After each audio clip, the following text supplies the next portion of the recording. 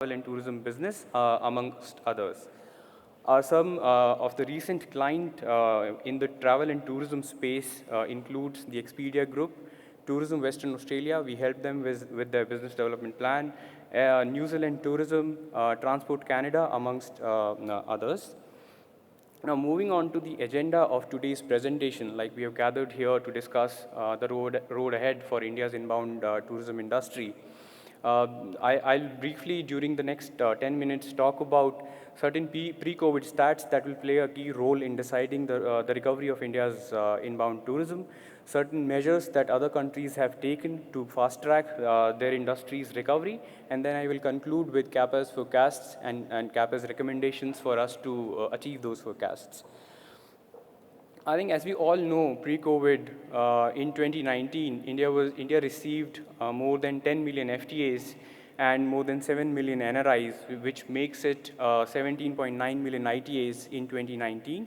And on the basis of that, India was ranked 23rd in the world with respect to inbound tourism. But we at CAPA believe that that definitely doesn't reflect the true potential that our country has. A country of the size of India should be able to do much more. And again, to reiterate why we are starting with the pre-COVID picture while we have gathered to discuss the post-pandemic recovery, because we at CAPA India believe that the position with which we are entering, or we entered the COVID pandemic, will decide our recovery going ahead. If we entered the pandemic on a strong footing, we'll recover strongly, we will rebound very quickly. Whereas if we enter the pandemic itself on a weak position, I think our recovery will also take longer. On that note, I would like to highlight that during last 10 years pre-COVID, the growth in terms of India's FTAs was not as high as it was reported in published statistics. The last 10-year CAGR in terms of adjusted FTAs, and when I say adjusted FTA, I am referring to FTAs by air. Basically, I am removing travelers by other modes of transport. Specifically, we are removing people coming from Bangladesh. And if we do that, on the adjusted basis, our growth in FTAs during a 10-year period was only 6%, which was not significant. Another important highlight pre-COVID stat that I would like to share is that India's market share in its top source markets before the pandemic was less than 1%, which means that we were not able to extract enough from our stronghold, our traditional markets itself, which shows the potential even from traditional markets that India has. Now, coming on to the post-pandemic recovery, or the factors that will play a very important role, and I think some of those were discussed in the first panel discussion as well. We have divided these factors into three categories: something that was intrinsic to India's FTAs pre-COVID, something that the COVID has brought on us, the impact that COVID has on our source markets and India as well, and some other important factors such as government restrictions, airline-related supply risks, and the spread of the virus in our country. Now, starting with the first one, which is an intrinsic factor to our FTAs, is the length of flight that the tourists need to take to visit India or to come to India for tourism purposes. Pre-COVID, India was more than 60% dependent on long-haul flights. Basically, the tourists were taking a flight of more than 6 to 8 hours to reach India for travel and tourism purposes.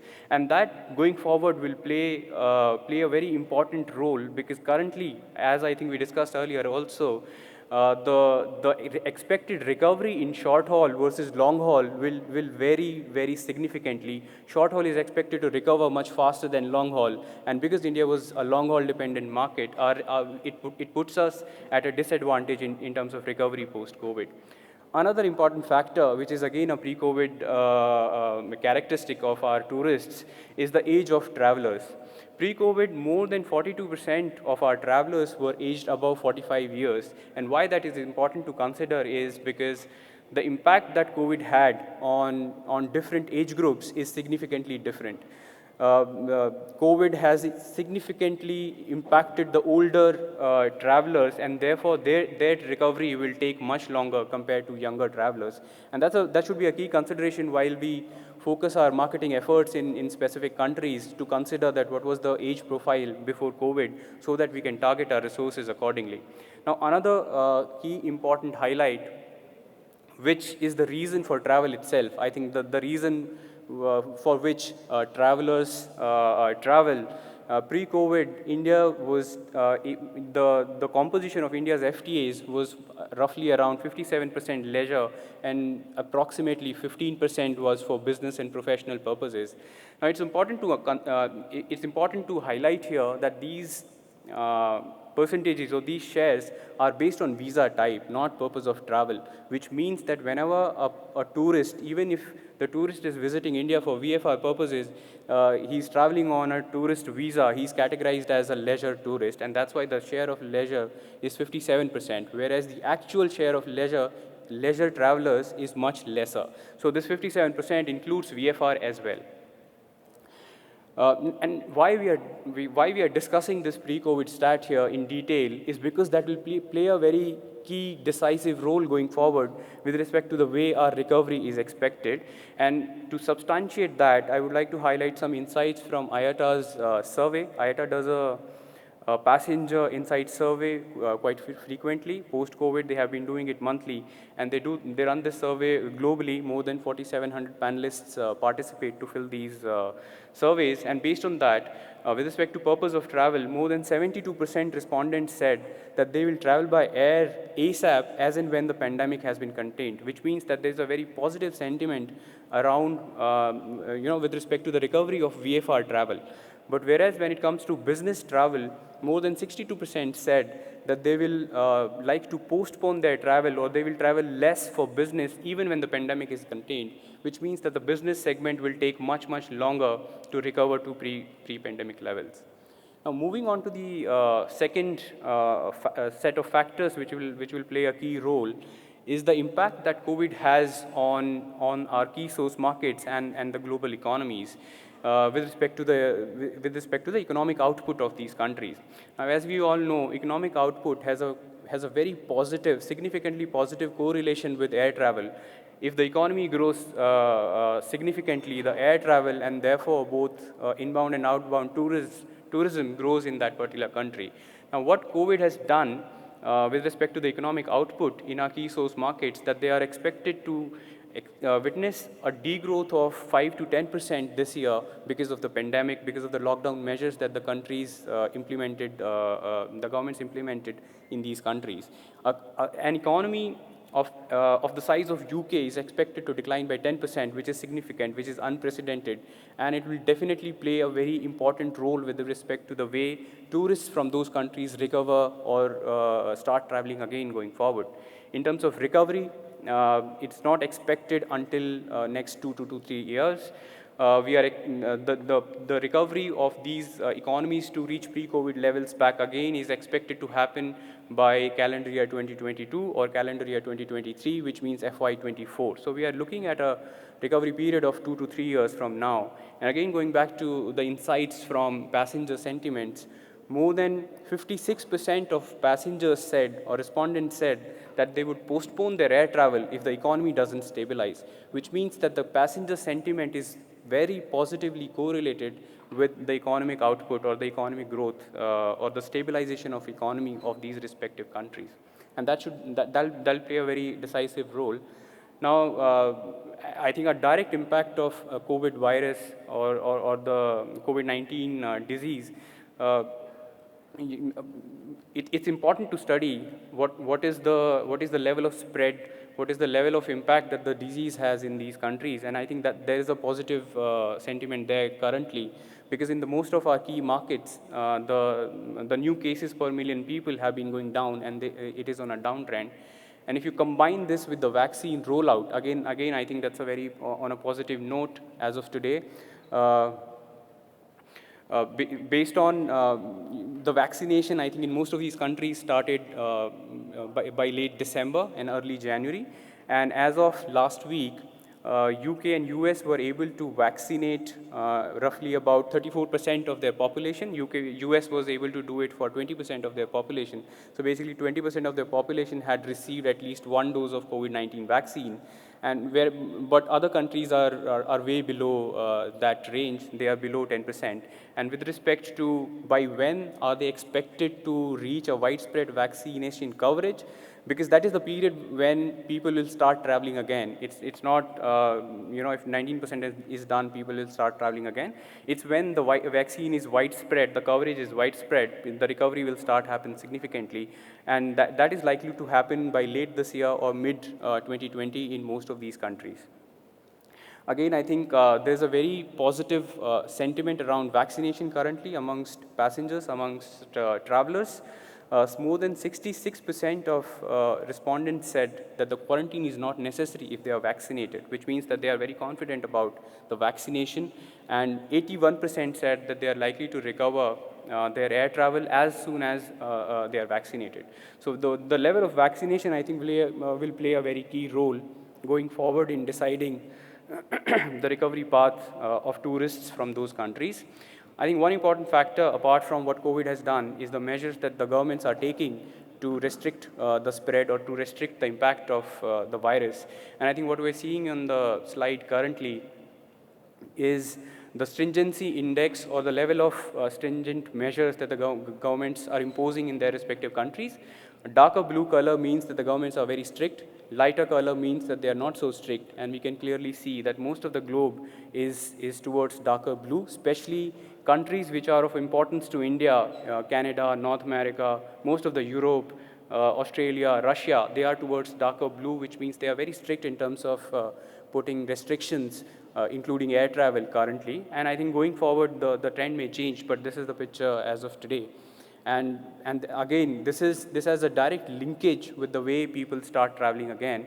Like in IATA's passenger insights, more than 84% of respondents said that they would not travel if there is a requirement of quarantine in the destination country. So that's definitely a big deterrent with respect to tourism recovery. That was with respect to COVID, but I think there's another very important factor that will play a decisive role with the way recovery in tourism happens is the airline capacity, the supply side risk. I think if we talk about the pre-COVID situation, airlines were already very weak financially when they entered the pandemic. And like I said earlier, if you enter the pandemic on a weak position, I think your recovery will be much longer. The recovery will take a longer period of time. If we talk about their liquidity position before entering into the pandemic, they roughly had cash liquidity position to cover their expenses for about 2 months, which means that if there is no revenue, they will only be able to survive for 2 months broadly. Now, what it will do and how it will impact the recovery going forward is it will put a significant restraint with respect to the way they will be able to bring back capacity going forward. IATA estimates that airline industry worldwide is expected to report a net loss of $118 billion in 2020. So the industry is expected to lose more than $118 billion this year. And that is going to get worse only because with respect to demand recovery, nothing much has happened. It's way below pre-COVID levels, whereas the costs are rising. The ATF prices are already touching pre-COVID levels, which means that the cost that the airline needs to bear are significantly higher, whereas the demand is not there, revenue is not there. So they are going to burn cash throughout next year as well. So that will play a very decisive role because if the seat availability is limited, the cost of air travel will be higher and therefore the recovery will be slow. Another factor I think that the government is playing on the capacity side, that currently they have these bilateral air bubble arrangements between countries, between India and other countries, to limit the role of sixth freedom carriers. Basically, they are playing a protectionism kind of a role to safeguard their home carriers, their local carriers. But what it does is it limits, again, the availability of airline seats, and therefore it will take longer for the capacity to recover back, and therefore the air travel will be expensive, and therefore it will delay the tourism recovery as well. Now, quickly moving on to the measures, some of the key measures that other countries are taking. I think I'm running short on time. I only have 10 minutes to complete my presentation. So I'll quickly walk us through only the key important highlights, key important measures that these countries are taking. I'm not going through everything that they are doing. So for Sri Lanka, for example, the 2 points that I would like to highlight here is that they've entered into, they've kind of formed a bio bubble inside their country.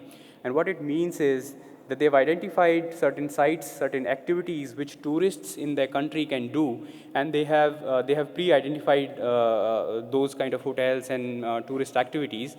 So tourists, when they visit Sri Lanka during the 14-day restricted period, they can enjoy their travel, and they can visit these identified kind of locations.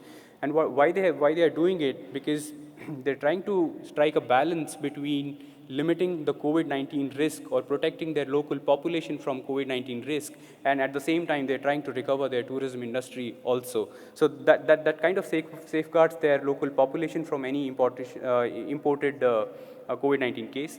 Another important thing that I think Sri Lanka is undertaking, or Sri Lanka is doing, that coming up with compliance and SOPs by government is sometimes easy, but making sure that the accountability is there and responsibility is there is the challenging part. What they have done is they have identified key departments within the government, key ministries within the government, and the responsibilities of the private industry to make sure that there is accountability, there is responsibility around those SOPs and guidelines. The next example that we have covered here is Iceland. I think they're also doing pretty good in terms of the measures that they are taking. And one key highlight for Iceland that I would like to talk about is the approach that they have towards opening up their borders going forward. They have a very sound approach with respect to by when they are expecting their borders to be open for specific countries. So what they have done is they have identified certain key metrics for all countries globally in terms of the spread of the virus, vaccine rollout, etc. And as and when a particular country reaches the predefined set threshold levels, they open their border for that particular country. So there is no ad hoc kind of approach. There is a very structured way of approaching towards border restrictions, and that I think is the need of the hour. Another example and important example is what Dubai has done. Again, I would just highlight the very important point with respect to compliance. I mean, as we all know, most of the time governments come up with SOPs, guidelines, but making sure that the industry, the government, and everyone is complying with it is the challenging part sometimes. What Dubai has done is they have taken the compliance very seriously. They are making sure that the industry is compliant. Whatever SOPs and guidelines they have come up with, everyone is adhering to those guidelines, and they're making sure that the list of certified compliant entities is available online for passengers and travelers to see, so that they get confidence that this particular hotel or this particular tourism activity is certified by the Dubai Tourism, and it's safe for me to visit. And they also make sure if someone is not compliant, I think they penalize those entities as well. So there's a very strong, there are very strong measures that they are taking towards compliance. Just to summarize and expand the study that we conducted, I would just highlight some of the important points which most of these countries are undertaking. One of the important point is that they all have WTTC safe travel stamp. I think like most of us would already know, WTTC has come up with this safe and travel stamp, which kind of certifies whether a particular country is safe to visit or not from the passenger's point of view. And if you have it, I think it kind of gives a mental satisfaction to travelers that, okay, this particular country has this stamp, which kind of gives me slightly more confidence on the country. So most of them have it. They obviously have made their quarantine, the guidelines available in public domain easily for passengers access. There are defined SOPs for all stakeholders, airlines, airports, tourists, hotel staff, etc. Another important highlight is that they put up the list of certified agencies online, which makes it very easy for passengers to refer to that list and see where can I go, which entity is safe for me to visit to. Another key important highlight here is that they are regularly updating their policy guidelines as well. So it doesn't make sense to keep a policy today which is dated as of May or June 2020, because the world is changing every week, every month now. So it makes a lot of sense to keep revisiting those set of processes and keep them updated, because that makes it relevant and gives confidence to travelers. So that was on the certain measures that other countries have taken. Now moving on to the last part of my presentation, basically by when CAPA expects to, just 1 minute, sir. by when Kappa India expects to recover to pre-COVID levels. So Kappa India thinks that, according to our estimates, the industry is expected to recover by calendar year 2023. By winter 2023-2024, we'll touch pre-COVID levels, and in 24, calendar year 24, we'll cross our pre-COVID FTA levels. Just the summarizing, concluding remarks from our side. Inbound tourism, we feel, requires a new approach post-COVID, supported by decisive stakeholder collaboration. The industry must recognize and accept that the road to recovery will be long and painful. Although some travel may resume from winter of 2021 this year, a meaningful recovery is unlikely until winter period of 2022-2023, and the pre-COVID volume will only happen till winter of 2023 and 2024. The fact that India is a long-haul destination from most of its source markets, and a large proportion of travelers are from vulnerable older age groups, will impact the speed of recovery going forward, and that's a country-specific factor also. So we need to look at those stats before we put our resources with respect to marketing for those destinations. Protocols related to health and hygiene and the quality of civil infrastructure will become the new normal, and the industry needs to prepare for this reality. Marketing and advertising will need to communicate the hygiene, health, and safety measures that are being implemented, because trust in a destination will be critical. And most importantly, India must follow through and deliver on the safe destination proposition. Business recovery, as I said, will recover slowly, will require tremendous and seamless collaboration between all stakeholders, including the state governments. The tourism downturn will derive consolidation, which will be critical for viability going forward. A new marketing and distribution order will be needed to be built. An effective strategy must be developed to stimulate tourism from short-haul source markets, because long-haul will take very long period of time to recover. The pause resulting from COVID must be leveraged to design and deliver a very robust tourism ecosystem, so that we are ready to participate in the future upside and be more resilient to future shocks, in line with the Honorable Prime Minister's vision for India. And with that, I think I conclude my presentation. Thank you. Thank you very much.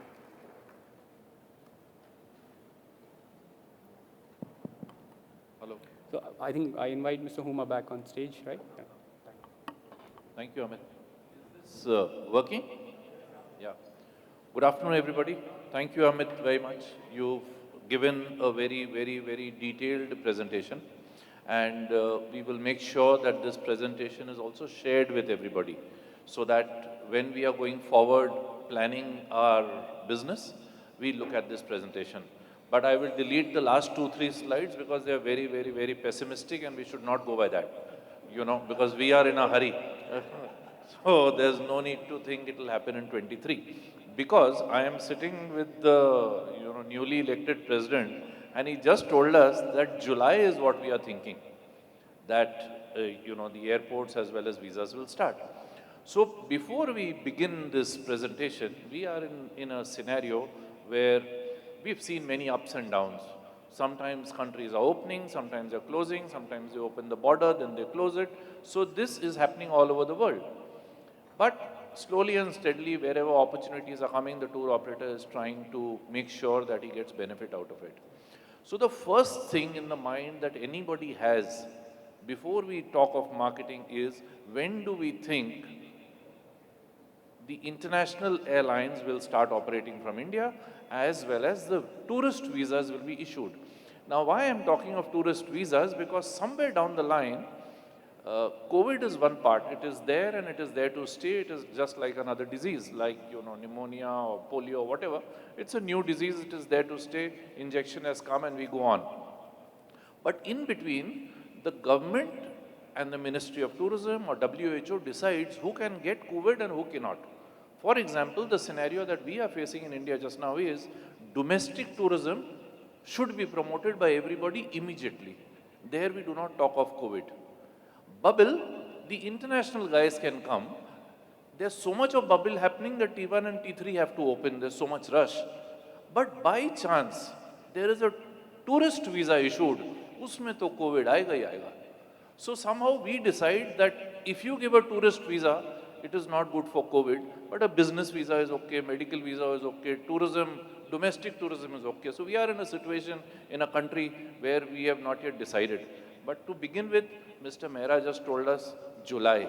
Let me ask him why he says July. And the first thing we need to know from the panel, in one or two sentences, from now to December, what do they feel that these two things will be open? Because once we get a date between us, then we go forward. Mr. Mehra. Thank you, Homa. The situation is that we need, as far as India is concerned, a date from when we can start our borders so that our foreign agents abroad can start working on things and we should get some business in the winter of 2021-22. Now, as I said, there are indications that April end or beginning of May, the announcement might be made on this as to when it is going to open. And if it starts from 1st of July even, that will be a good time to at least announce and so that we can get some business for the month of October onwards. So let us hope that this happens and we will get time to plan because most of the offices are still closed or opening twice or thrice a week and they can also start gearing up for these kind of things. Support from the hotels will be required as this is another question which is coming up. What about the rates? Hotels have been, yeah. So date is there and I'm quite hopeful that this will happen. But we will be able to give more news, concrete news in about 15-20 days time. Thank you. Can you all take the mic and, basically everybody has to, we are reading Times of India, Hindustan Times, Economic Times, 9 o'clock news and news on the phone. What is your gut feeling? When will it open? So each one of us, then we come to a date. Please. Good afternoon, everybody. My name is Lajpat Rai. First of all, let me compliment Mr. Naveen Berry to put this first physical tourism event.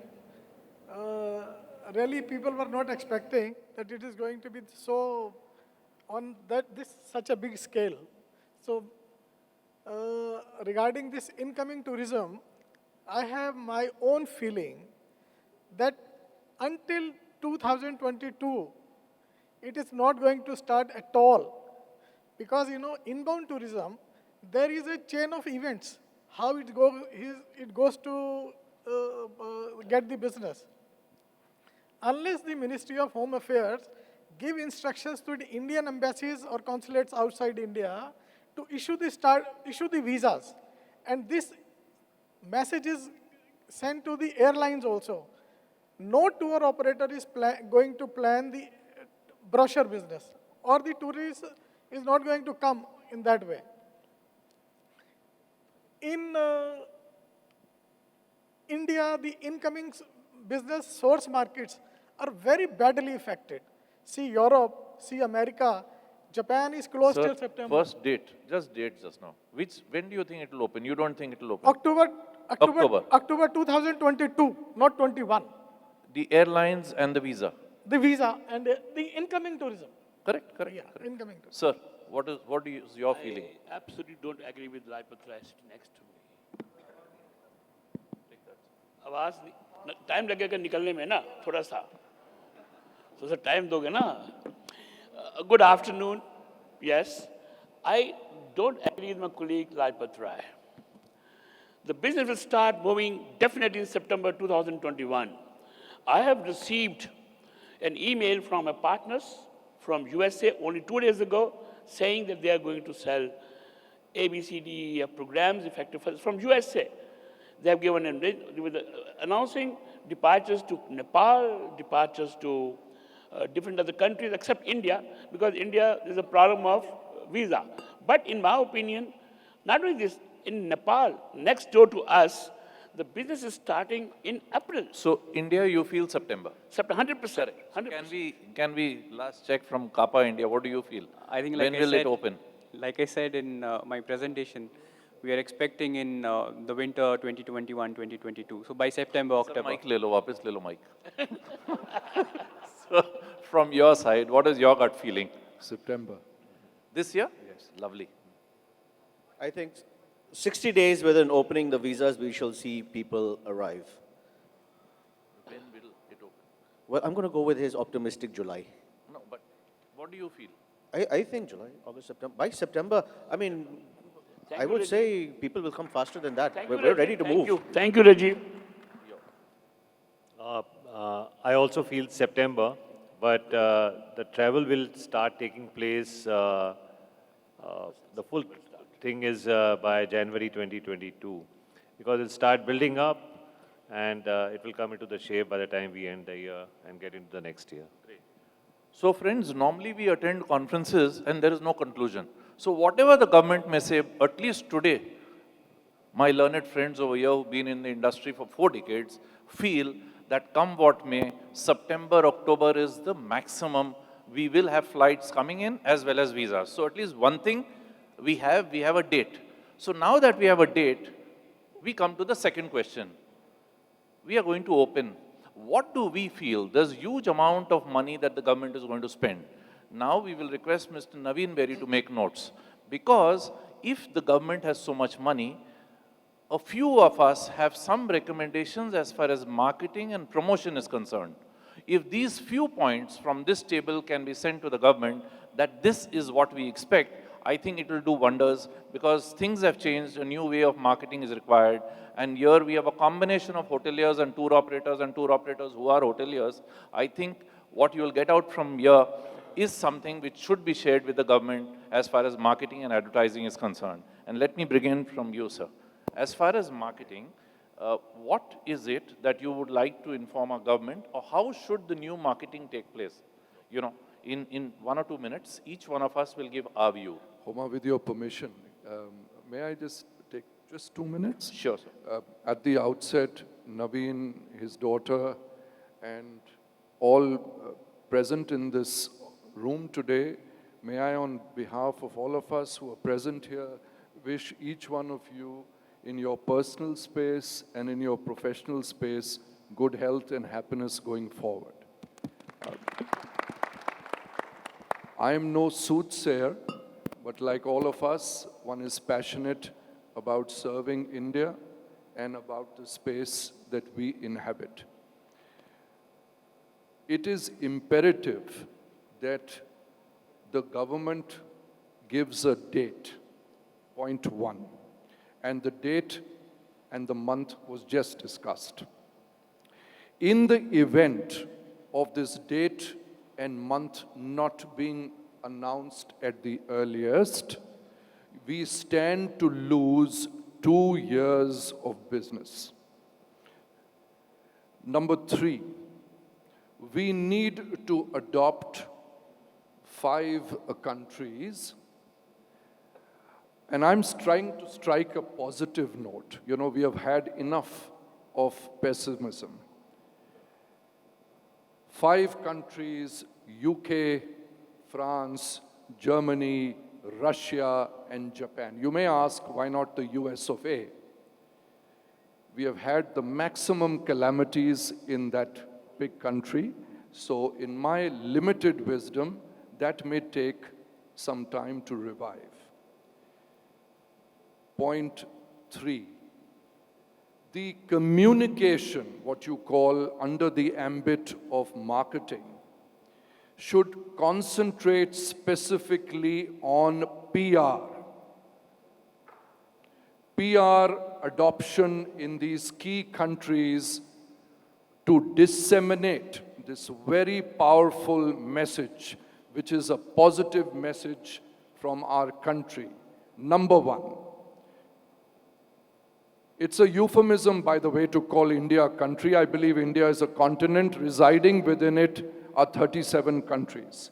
That how have we effectively tackled this Sentinel event? Our rollout program, how well it is going, with God's grace, limited fatalities. Number 3, our safety and protocol standards. This is the central PR, communication that must be adopted. I'll pause here and give other colleagues an opportunity to speak. Thank you, sir. Rajiv. Thanks, Soma. Fundamentally, India is a very small player in the global tourism market. At 10 million, it's insignificant in the scheme of things compared to other destinations. Number two, India tourism is where it is today solely and completely on the merit and the efforts of the private sector and in spite of the government, okay? I enjoyed the first panel with all the 13 general managers on the stage. But that panel, and I'm really happy for all of you guys, honestly, that at least one segment of tourism is doing well. But that panel was all about me and not about us. And this has been our historical problem. Us, be it the government, be it the private sector, need to step back and realize incredible India is not going to sell going forward because we need to observe what has been the consumer behavior in the last 6 months. Every destination that has reopened in some way or the other has had the same consumer reaction. People want to go out there to enjoy life, to eat, to dine, to spend time in nature, to spend time with family, and do things that they were confined with. Selling monuments, dances, art, culture is not necessarily the way forward, and we are a destination that has a lot more to offer. So I think we need to step back, rebrand ourselves, rewrite the narrative, and come up with something that's more, I mean, any product that thinks, I will put my product and they will buy it is going to fail. You need to understand the consumer, and I think India has traditionally completely failed in understanding the consumer. I mean, the CAPA report is absolutely correct. Our traditional base has been, at the organized sector, 45 years and above. But in every country in the world, it is the unorganized sector which is the larger segment. It is the Karol Baghs, the Paharganges of India, which do more volumes than all of us in this room. And that volume is coming on the plane. It is younger. How do we as the organized sector capture more of the younger audience globally and bring them here? Understand today's consumer, understand what the post-COVID consumer wants, and reframe our messaging completely. And that is the critical path to our success, not Incredible India 2.0, 3.0, because we're going to fail completely with that measure. Well, thanks, Mr. Kohli, and I sincerely copy Mr. Kohli's statement. And well, it is a fact that we always concentrate selling monuments, and we are not projecting what young India is. Look at any destination, and what do we have? Do we have nightlife in city of Delhi? No, we don't. Even if you want to run it, it becomes a big problem for us. So what we need to do is, one thing is this, in terms of marketing, we have to change the way we think. We have to go digital, because I'm sure that, most of us have stopped reading the newspapers now. We read the news when we want to read the news. And we want to do the things at our convenience. So the digital is the way forward for promoting a destination. And the way Mr. Kohli has mentioned, the age is the one. Post-COVID, the people which are like 50, 55 plus, they will not prefer to travel. It's the younger people who are going to travel. And we need to have the experiential thing what what young people need. So this is what I feel. Thanks. This is how we should do. Thank you. On marketing. Well, as far as marketing is concerned, I absolutely agree that after COVID, the average age of traveler will come down. It will be younger people who will be traveling.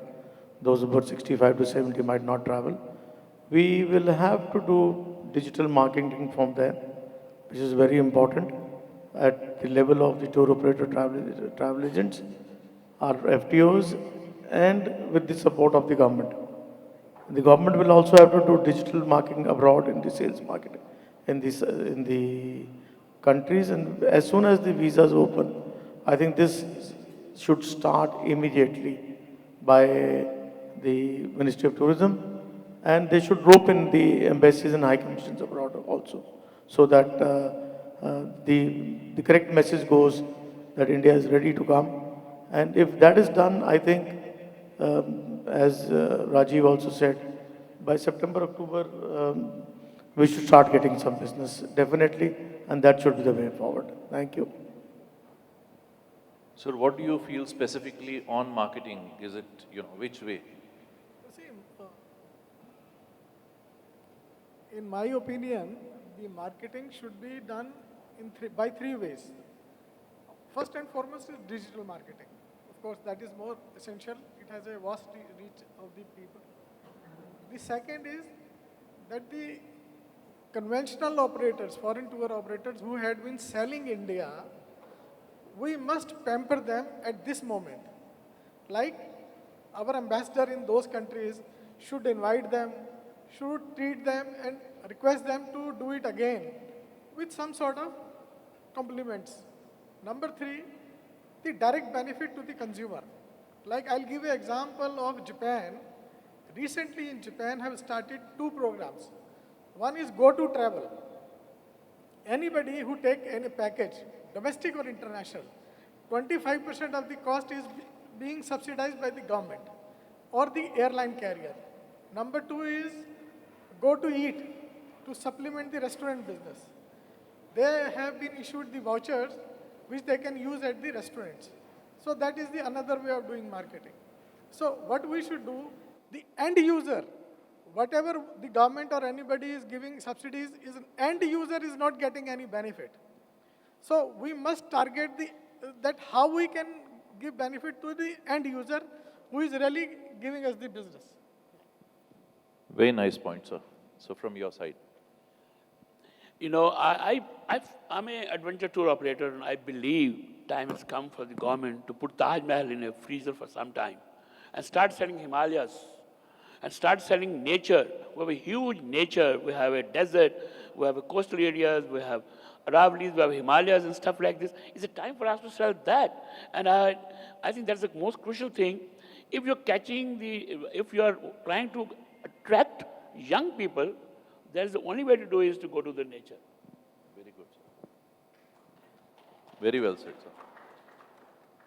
I think on marketing, I would like to put up 2 points. One is what should be the approach towards marketing, and the second point is what to market, basically. On the approach part, I feel that there's a need to collaboratively market. There should not be an ad hoc approach where the state government is saying something else, that the private industry is doing something else, and the incredible India marketing campaign is saying something different. So a collaborative approach is needed so that the message is conveyed as one India, not different messages come out from the marketing campaigns. That's one point. And the second point is that what to market, basically. Like I think we discussed, the marketing efforts and the campaigns should target to capture the consumer sentiment that is there currently. And I think people are looking for confidence with respect to safety and hygiene in the travel destinations that they are that they are considering as part of their travel plans. So if we market those points, if we address those consumer concerns as part of our campaigns, I think we'll be able to get consumer confidence back. And the second important thing, which is again with respect to what consumers want in the post-pandemic era, is that they are not very sure with respect to the regulations, their rights, their guarantees, whether they need to undergo quarantine, what time period, what are the processes, regulations. So I think we need to put up those processes, those rights, that this is what a traveler is expected to do when they visit the country, very upfront in a widely marketed manner, so that it's easily and widely accessible on online platforms. So I think those are the things that should be considered while Thanks. So friends, on our second point, now that we feel in October it's going to open, there are few very key points which have come out, and if the government were to put money on promoting these points, which were just now discussed, I think we will achieve much more. And some of the highlights of those points were, one very important point which came out was that we should have a PR agency, country by country, promoting India in a different way from what it used to do earlier. So this is on top of the line. Everybody spoke of the youth. Earlier, we were looking at people with time and money. Now we are looking at youngsters who are healthy and they come to India. We also discussed that it is not only going to be the Taj Mahal, it has to be put in the freezer, but nature and wellness has to be sold, where marketing has to look at this. Digital is coming out very strongly, and an approach which is common to all. We are expecting that there should be, what we are thinking and what the government is thinking should be same, and therefore our marketing should be in that way.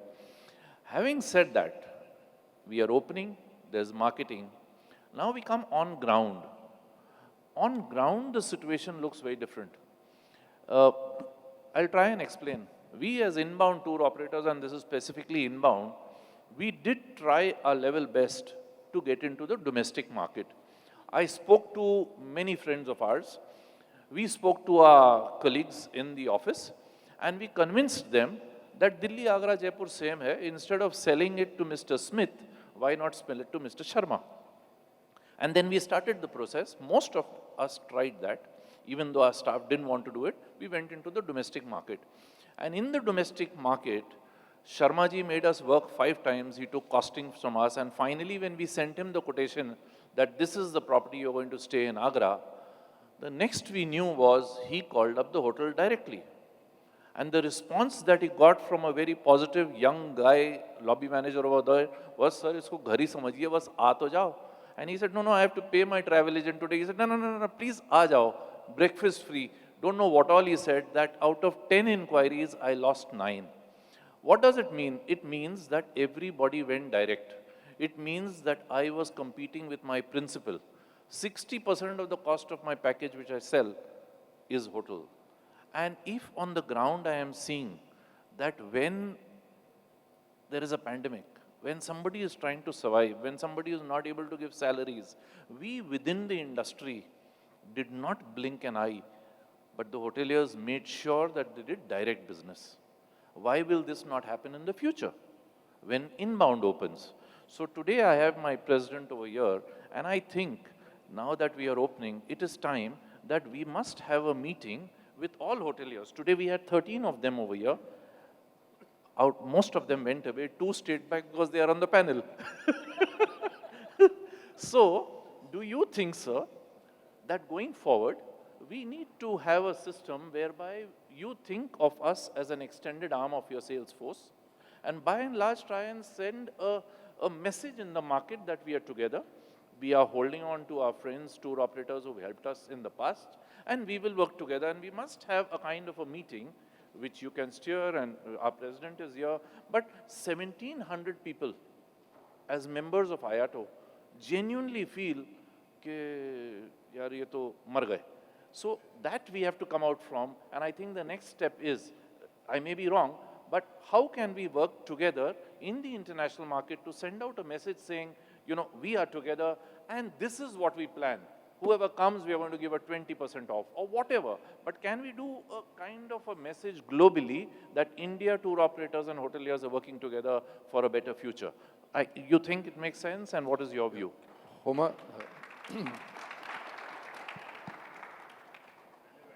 again, a request, 3 minutes. I missed out, I'll answer your question or attempt to. Tempting, we have to do it. Yeah, of course I will. And there's no room for cynicism in this room today. That's a disclaimer, right? Because what I will say may have some suggestion of somebody saying, hey, we've heard this before. But before that, on this marketing issue, I touched on PR, and let's stay with the subject of inbound for a moment. My limited knowledge over the years seems to suggest in recent times, I spoke of PR, And as my friend Amit spoke about all those safety protocols, etc., that's intense PR communication. But billboards, for example, billboards, in terms of dissemination communication, have been a very popular medium of gaining traction, say, in a country like Russia. That is something also, when the marketing happens, we all spoke of digital marketing. There is TV advertising and billboards. Charters must open up, otherwise Goa will die. So that was in relationship to the first part of your question. I'm sure, as was disseminated to us, we'll talk of products later on, right? So then maybe one can communicate something there. On this part, you see,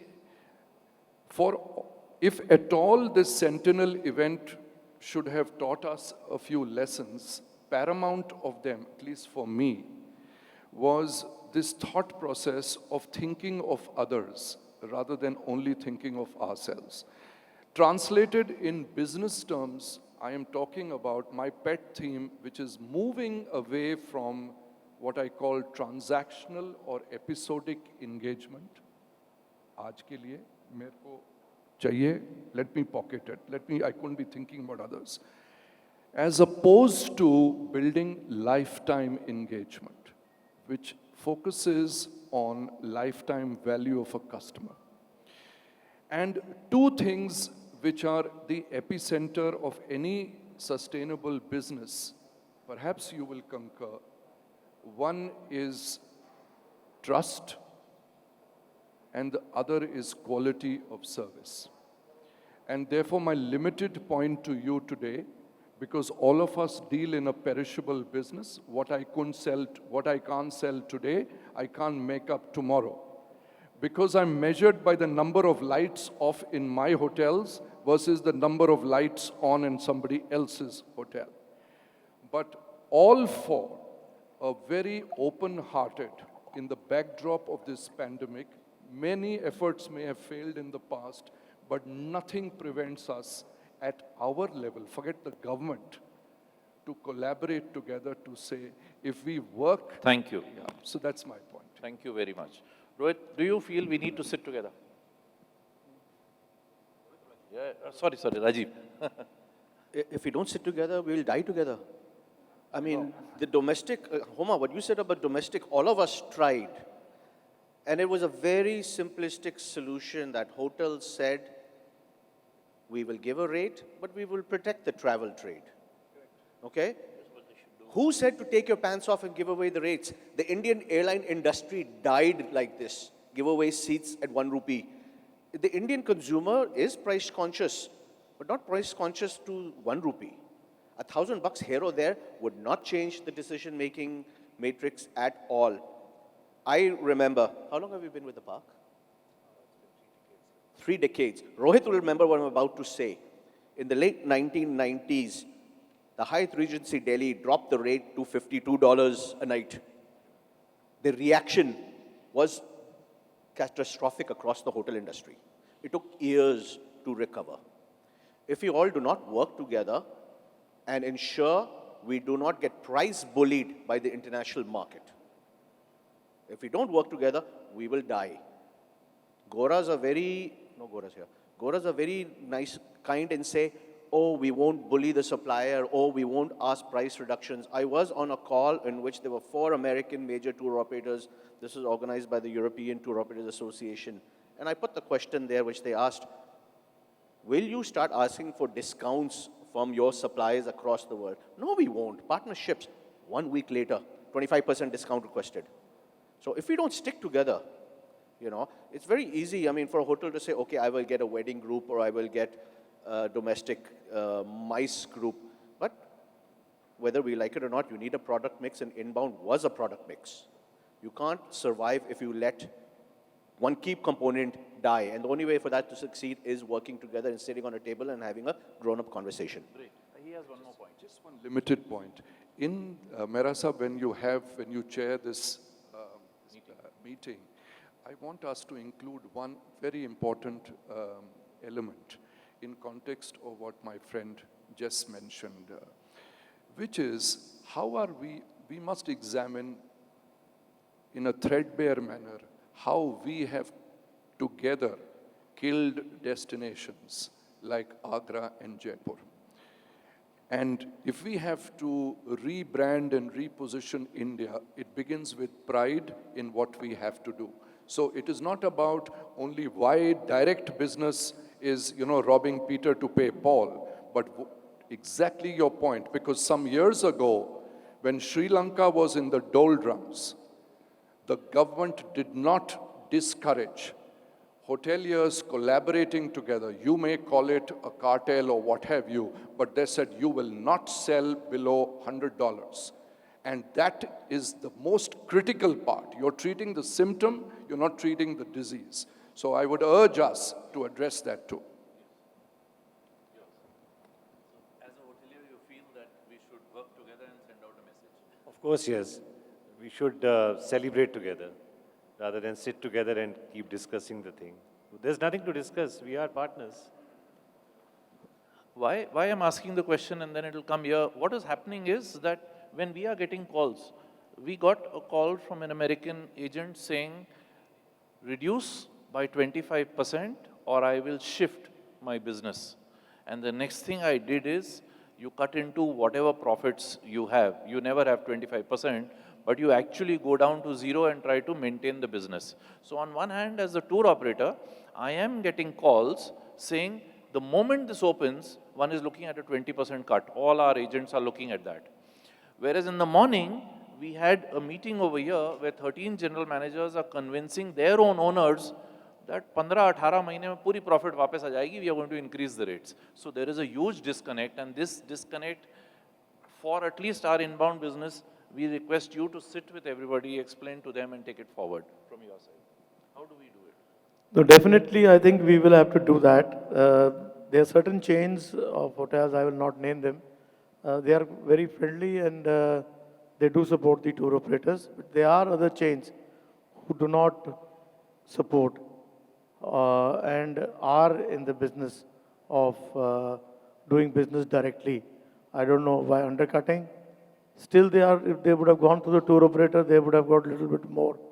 But no one realizes that. So we have to address this as soon as the visas and other things start, or even before that. Sometime in April, we should start calling meetings with the hoteliers and start working on it as to how we have to work together. We have to go together because everyone should understand, the hoteliers should understand that we are also doing marketing for them without any charges, without any additional cost.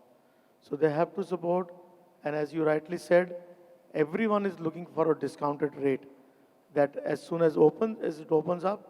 And I would like to share here that 2-3 quotations for groups which I have got for 2022.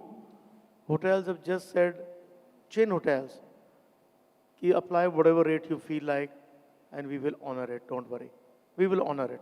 So there are hotels of these things. And then if that is the case, then our appeal to all our ITO members would be to use these kind of hotels who are friendly and who are willing to help us. We are willing to help them with business, and as long as they are willing to help us.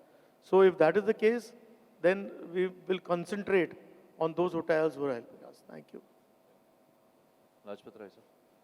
You are a hotelier as well as a tour operator. Yeah, you have to make money on one side and spend it on the other. So let us see, do you want to sit together with yourself?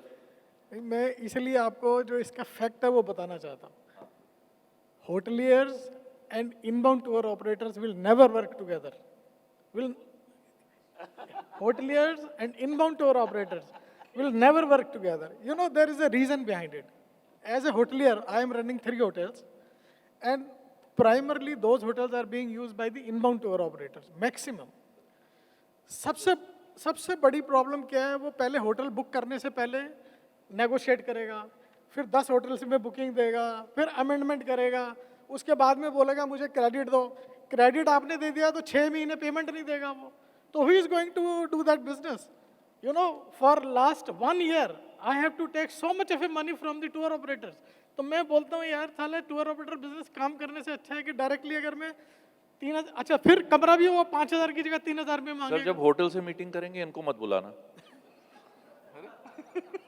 Sir आप तो हमारी side हो मैं hotel की भी side बता रहा हूँ आपको. हाँ बट मैं अभी everybody is not the same. मैं इनबाउंड ऑपरेटर भी हूँ और My होटल भी. question is, collectively we need to send a message outside. Collectively, But I हाँ. got your point. You are absolutely right in what you're saying. No, that's why मैं Because IATO ground you reality see is मैं IATO को हमेशा एक ही चीज request करता हूँ.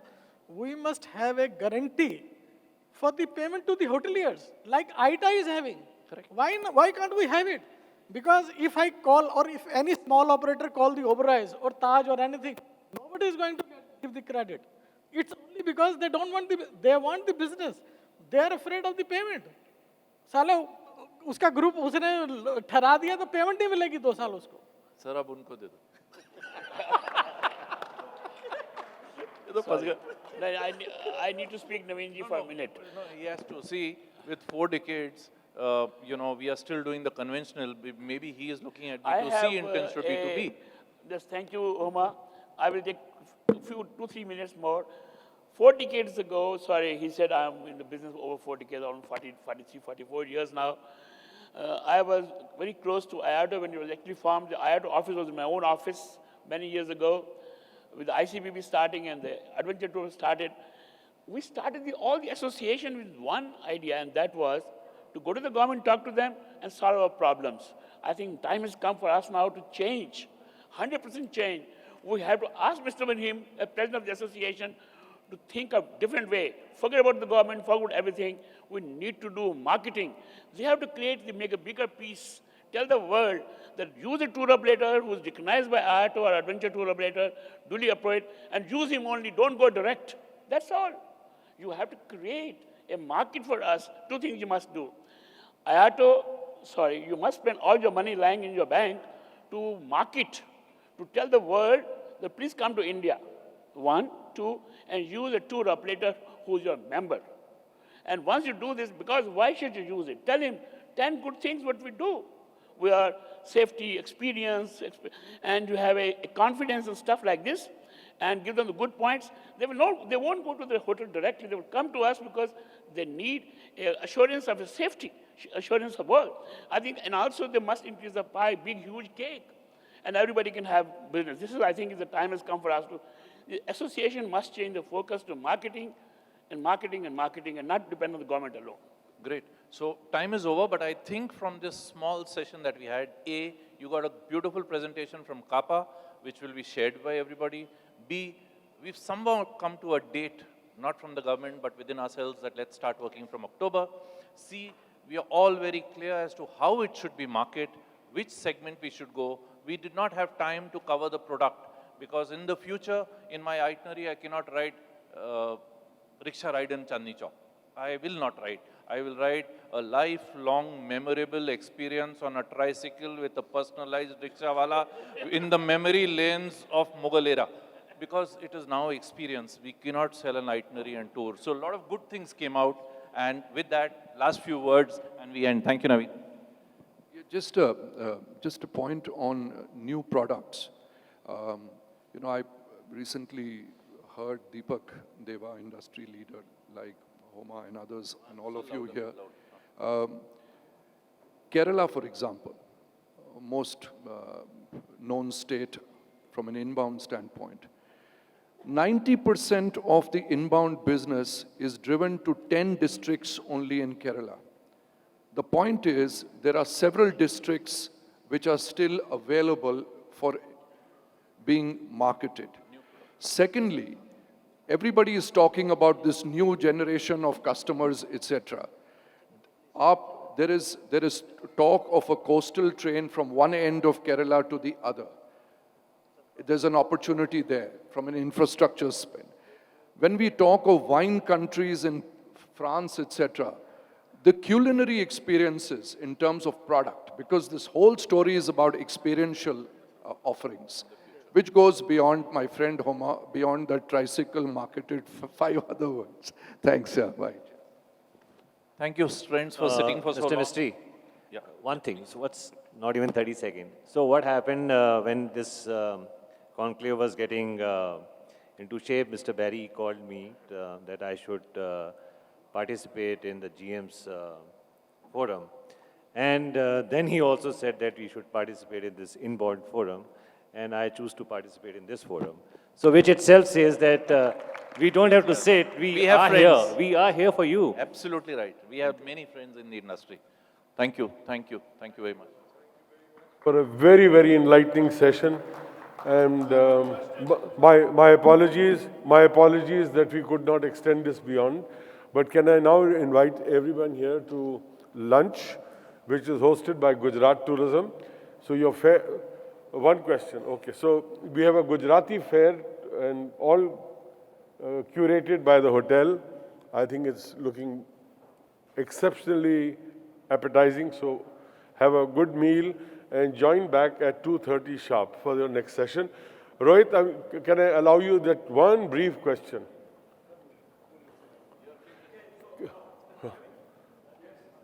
I can hear you.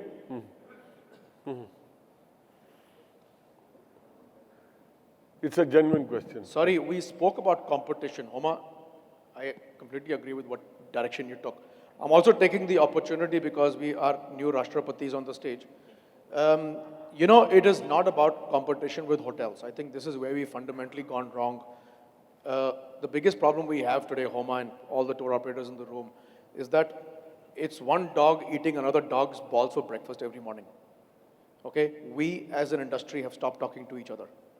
I'm not talking about the hoteliers, I'm talking about inbound operators. Mr. Mehra, the active members of IATO have not had a structured, constructive meeting for years. Okay, I think we all need to start talking to each other first, because competition amongst the industry is one thing.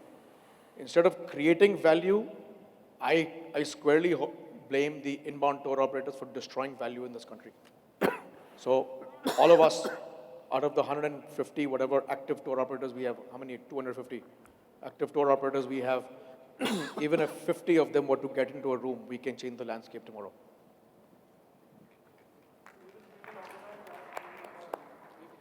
Thank you once again, and I can only offer the platform of BITB should you want to engage again on a bit of a